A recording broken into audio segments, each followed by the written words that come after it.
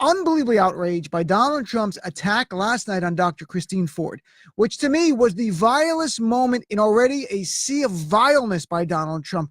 The idea of mocking a victim of sexual assault for laughs from his audience.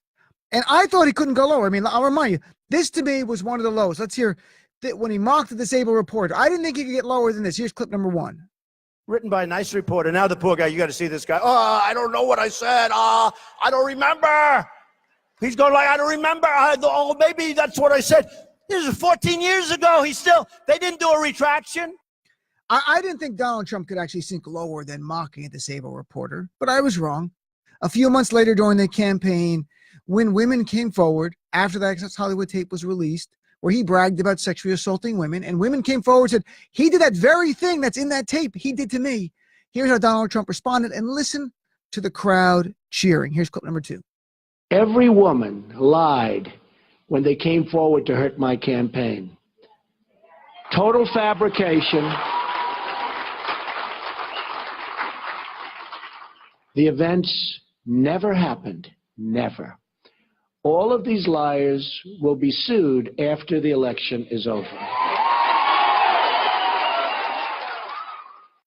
I thought that was the lowest point. And I'm Muslim, so I'm saying this was lower than the Muslim ban. I thought this was the lowest. But I was wrong. Because as President Donald Trump continued to defend men while demonizing women, he stood on the side of Bill O'Reilly and Roger Ailes and Roy Moore. And one of the worst was Rob Porter. And I didn't think he could eclipse that. Rob Porter was his aide, who 2 of Rob Porter's ex-wives came forward, Colby Holderness, Jennifer Willoughby. And Colby Holderness, we all saw a picture of her with a black eye. And Donald Trump defended Rob Porter, saying it's horrible for him and I wish him well. I didn't think he could go lower. I didn't think it was possible. Yet then he separated children from families at the border. Like, wow, you actually went lower. He questioned the death toll in Puerto Rico. I'm like, you keep going lower. But still, after all that violence and that garbage, Donald Trump last night, in my view, eclipsed that with his attack for the enjoyment of his fans, Dr. Christine Ford. So let's play that clip. This is clip number 3. What he's going through, 36 years ago, this happened. I had 1 beer. Right? I had 1 beer. Well, you think it was, nope, it was 1 beer. Oh, good. How did you get home? I don't remember. How'd you get there? I don't remember. Where is the place? I don't remember. How many years ago was it? I don't know. I don't know. What neighborhood was it in? I don't know. Where's the house? I don't know. Upstairs, downstairs, where was it? I don't know. But I had 1 beer. That's the only thing I remember. It takes a certain type of person to mock a survivor of sexual assault in any scenario.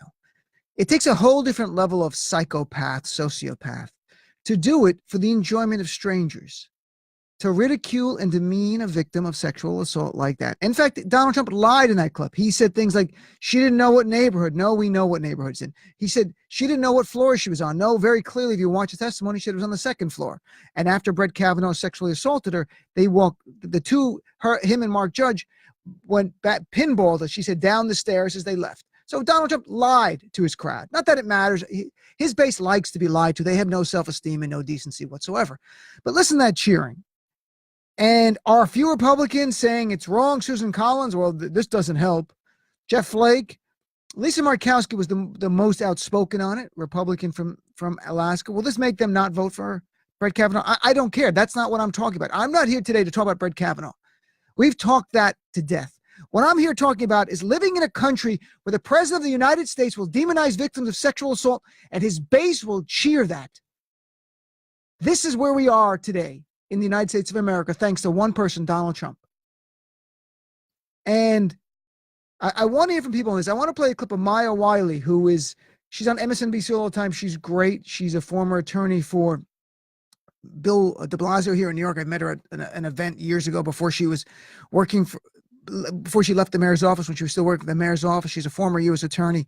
And she was on 11 o'clock last night on Brian Williams and had a couple of comments. And I want to play them. And I'm trying to get Maya on the show. But here's, first of all, her reaction to simply the comments by Donald Trump. Clip number 3. This was the president of the United States in a public place going after a woman accusing his Supreme Court nominee, a sitting federal judge, of sexual assault.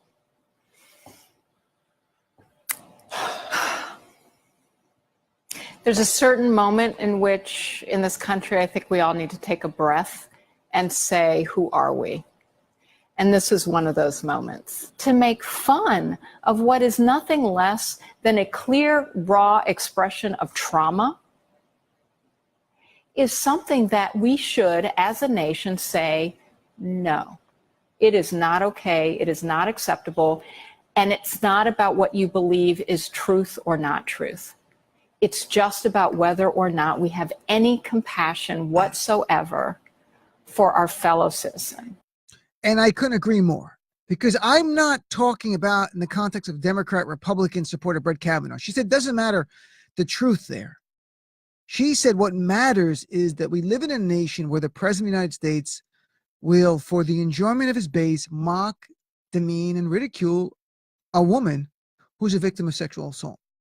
And we know there are plenty of men who are victims of sexual assault too. And if a man were to come forward and you were to say that you were sexually assaulted by a Republican man, you know Donald Trump would go after you as well. So it's not just women or men.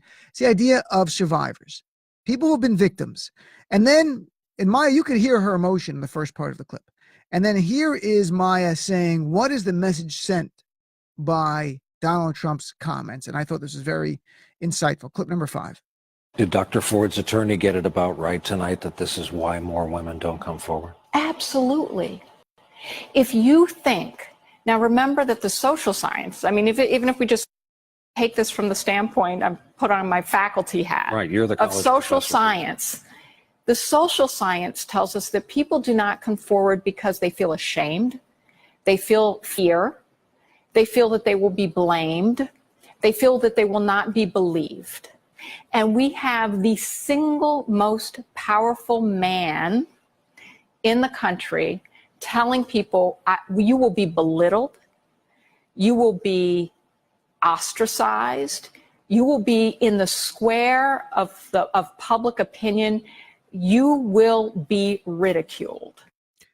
You know, since Thursday night, if you listen to the show nightly or at some part of the time over those last few days, you heard countless women call up, and even one man call up. And one man did email me as well and say he was a victim of sexual abuse. You heard countless women call up and say they were victims of sexual abuse, including women who I'd spoken to before who never raised it. Not that I expect them to raise it, but it never came up. But now they were willing to share it.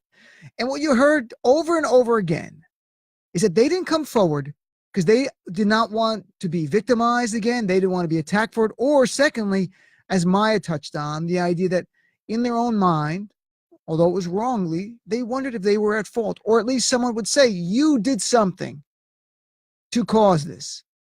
And that's what Donald Trump is doing here. Victims of sexual assault, as we know, as I've spoken to countless women in the last few days, don't remember everything about the assault, but they remember being sexually assaulted. And that's the important part. But not to Donald Trump and not to his base and men and women cheering there. And then here's Sarah Huckabee Sanders today, questioned by John Roberts from Fox News, who pushed and said, and his first question was, and I won't play that, his first question was about why did he do it? And she said, well, Trump was just questioning the inconsistencies. But then Roberts makes a really good point, because there's different ways you can do that. You can fairly raise issues. But here's clip number 6. Sarah Sanders. Pointing out inconsistencies in testimony is one thing, but the tone with which the president did it last night clearly had an effect on 2 key swing votes for his nomination. Is the president concerned that he may have put those votes in danger by doing what he did last night? I don't think so. The president's very confident in his nominee, as he stated time and time again, and we expect the Senate to vote, and we hope they do that soon. So there you go. You have from Fox News, John Roberts saying, why did he use that tone? It was clearly a mocking, belittling tone. He didn't say, hey, it was inconsistencies. No, he actually mimicked her. I remember a beer. That's what I remember. What floor was it? I don't know what floor it was on. And he went through ridiculing and the audience laughing, and Trump loved it. He ate it up and his base ate it up. And that says so much about his base. It says so much about the 70% of Republican women who support Brett Kavanaugh over Dr. Christine Ford, who I'm sure would have laughed and cheered the same way. You know, I'm struggling in what I want to say. I don't want to say this in a way that makes our nation more divisive than it is already. But if you will laugh at sexual assault victims like that, and Trump is the scumbag here, but if you also will laugh at that and you're fine with that, we have nothing in common. We are just people sharing the same soil called the United States of America. We have nothing in common as people. And I think that's what I'm coming to this dark realization here as I've learned more about our nation, that it's not a few things. They're on board with everything Trump does. That's why 85% of Republicans are fine with. They're on board when Donald Trump defended Rob Porter, even though we saw a picture of his ex-wife with a black eye. They were on board with Donald Trump supporting Roy Moore, a pedophile. They were on board with Donald Trump demonizing Latino immigrants and Muslims and African Americans as low IQ and unintelligent. They were on board with Donald Trump standing with Bill O'Reilly as president, not before, as president, saying, I don't believe it's true and I support Bill O'Reilly. They were on board when he mocked Puerto Rico and the death toll. And people go, what common ground can you find? Can't you find common ground? With who? With those people? How can I find common ground who's someone who their code, their core as a human being is so drastically different than mine? You know, I come at, as progressives here, I think we all come at these issues from empathy and compassion and caring. And these are people that come at it with cruelty and cravenness. And to them, winning is trolling and destroying a liberal, not helping someone else. I take no joy in winning little Twitter fight. I don't even fight on Twitter anymore. There was a time that doesn't matter anymore because now we have Donald Trump and it's policy we're dealing with. You know, they had no problem with Donald Trump separating children from their mothers at the border. What will I have in common? What common ground can I find? We both hate the Dallas Cowboys, perhaps? Okay. And I'm being like flippant about it, but I mean, no, that's not enough anymore. It's not enough not to talk about these issues. I don't know what I have in common with people who cheer as Donald Trump mocks Dr. Christine Ford. I have nothing in common. I have nothing in common with those who cheered it when Donald Trump said in October 2016, they're all liars. What do we share with them? Somebody help me. Because if you're going to tell me and you're progressive and you're going to say, you know what, Dean, you're going too far. We do share some certain things. I bet we have a few things we share, okay? A few. But not things that are about politics and core issues right now that we stand in front of in 2018. This is unreal where we stand. And then here, Lisa Booth today on Fox, a Fox News regular, on Outnumbered, slamming Dr. Ford. So you have a woman coming out. Here's clip number 7. You think that it's one big lie and she's just doing this for political purposes herself, that she does not want to see him on the court? I think that we should not be basing this on emotion. And yes, she was emotional in front of 20 million people. That does not mean that she is credible. And we should look at the totality of the facts, and they do not add up to back up her story whatsoever. And I find it absolutely terrifying that we have got to this point and she has remained unquestioned by the media when Brett Kavanaugh has gone through 6 background checks and has been through a confirmation hearing before. You don't think that this would have popped up if it was credible? So by the way, to that point of 6 background checks, Democrats are now inferring, and I've always wondered this because we never see the FBI background checks. Democrats have sent a letter, senators, suggesting evidence of inappropriate behavior by Kavanaugh in prior background checks. And that's very interesting. I always wonder if it was there, but it was never big enough to have senators on either side say, let's look into this more. And now Democrats tonight, breaking news, saying they are suggesting evidence of inappropriate behavior by Kavanaugh in prior background checks, which is very, very interesting. But to me, I don't want to debate Kavanaugh. I don't. This is much bigger. And adding to this, and it almost seems like a concerted attack on the women who came forward, you have Trump at his rally. And last night, Chuck Grassley, Republican chair of the Judiciary Committee, releases a letter written by Dennis Ketterer, a former D.C. area weatherman who dated Julie Swetnick, and that is the third woman who came forward, who was represented by Michael Avenatti. They released a letter. Let me be clear. They released a letter, not an affidavit under perjury, under a threat of perjury and criminal prosecution, a letter that Dennis Ketterer sent. This is unprecedented. Everybody is saying, all the experts are saying, They don't do this thing. In this bizarre letter, Ketterer details that he met Julie Swetnick in 1993. He knew her for a matter of weeks. That's it, in the letter. And he said they never hooked up, but he met her at a bar, and she came up to him and felt like she was hitting on him, and they sort of became friends, and they talked about sexual stuff. And he said in a letter, Julie Swetnick, quote, liked to have sex with more than one guy at a time. And then he concludes by saying, based on my direct experience with Julie, I do not believe her allegations. And Chuck Grassley released this to the public, this letter, by a man that's not under, it's not an affidavit. It's not under potential penalty of going to prison or being fined. Just a random letter. Michael Avenatti went nuts last night, tweeting complete garbage. The GOP must really be desperate. And the release of this bogus letter is highly inappropriate. And I've gotten to know Michael a little bit, and he tweeted to me today about this is disgusting. Why doesn't Grassley release all of the letters received regarding Kavanaugh? It is outrageous that he released a letter without any substantiation. Absolutely right. This is outrageous. So just to put it up, they released a letter to slut shame Julie Swetnick, to say some guy in 1993 who he knew for a few weeks sent a letter, folks, just a letter, not an affidavit, saying she liked group sex. And Grassley released this to destroy her credibility, to go, she liked group sex. So, if Kavanaugh was involved and there were group sex parties or whatever, that's what she likes to do. What she talked about, and she did not allege at all that Brett Kavanaugh raped her. She saw Brett Kavanaugh drunk and grinding up on women and pretending to be drunk or pretending to lose his balance and grab women's private parts. That's what she said about him. She was helping paint a picture. She did not allege that Brett Kavanaugh raped her or that Mark Judge raped her. She did say that they were there at a party and that they were sort of online or waiting to go in a room, and she assumed they were going to go in there and have sex, but she doesn't know that. So she didn't say that part. And she backtracked a little bit on her allegation that he was definitely giving women like roofies to take advantage of them. But there was no need to slut shame, as the term goes, Julie Swetnick. But last night, the Republicans, in a coordinated effort now in retrospect to me, Donald Trump attacks Dr. Ford. Then you have Julie Swetnick attacked by Chuck Grassley's letter that he releases. Literally, a weatherman who met her for a few weeks in 1993, and they haven't talked since. And he releases to the public. You know how many letters the Senate's getting? Countless letters by people saying all wild things. Why release this other than to destroy your credibility and go, she's a woman who likes sex. So that's just wrong. That's the message here. Look, this is not about Brett Kavanaugh.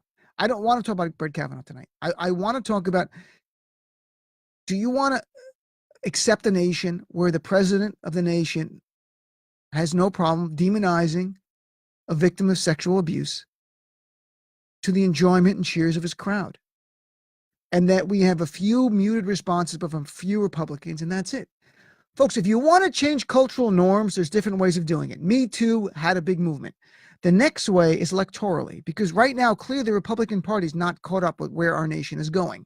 And the only way to change that is to remove them.